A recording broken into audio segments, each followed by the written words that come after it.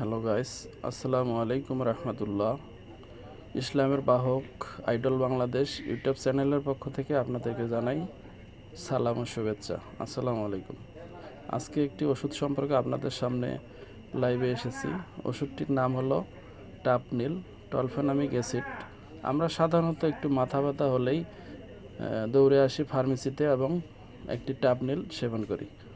এই টাপনিল সম্পর্কে অনেক কিছু তথ্য দেওয়ার মতো, কিন্তু সেখান থেকে কিছু তথ্য আপনাদের সামনে উপস্থাপন করব।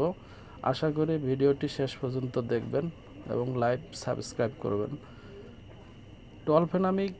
টাপনিল টলফেনামিক অ্যাসিড, যেটি গ্যাস্ট্রো ইন্টেস্টাইনাল ট্র্যাক্ট থেকে সরাসরি শোষিত হয়, সর্বোচ্চ রক্তরস ঘনত্ব অর্জন করতে সময় লাগে যেখানে 60 থেকে 90 মিনিট, যার বায়ো অ্যাবিলিটি হচ্ছে 85%, বিতরণ প্রোটিন, বাইন্ডিং 99%।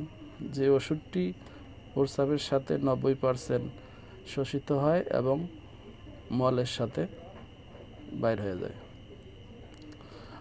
আর এই ওষুধটি সম্পর্কে বলতে গেলে সাধারণত একটু পানি দিয়ে ওষুধটি সেবন করে।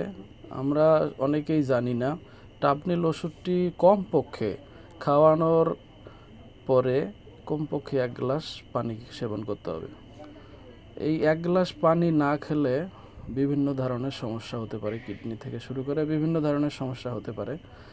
এই ওষুধটি প্রেগন্যান্সি ক্যাটাগরিতে সেভ না। আমরা এই ওষুধটি সেবন করার আগে অবশ্যই যে কোনো ডাক্তারের পরামর্শ নিব, কারণ হচ্ছে মাথা ব্যথা বিভিন্ন কারণে হতে পারে, অতিরিক্ত টেনশনের কারণে এবং হাইপার টেনশনের কারণে, ওর অনিদ্রের কারণে। তাই আমরা ডাক্তারের কাছে গিয়ে ভালোভাবে পরীক্ষা করে, চোখের কারণে হতে পারে, ডাক্তারের কাছে গিয়ে ডাক্তারের পরামর্শ নিয়েই আমরা টাপনিল ওষুধটি সেবন করব। আশা করি আপনাদের সকলকে ধন্যবাদ ভিডিওটি দেখার জন্য।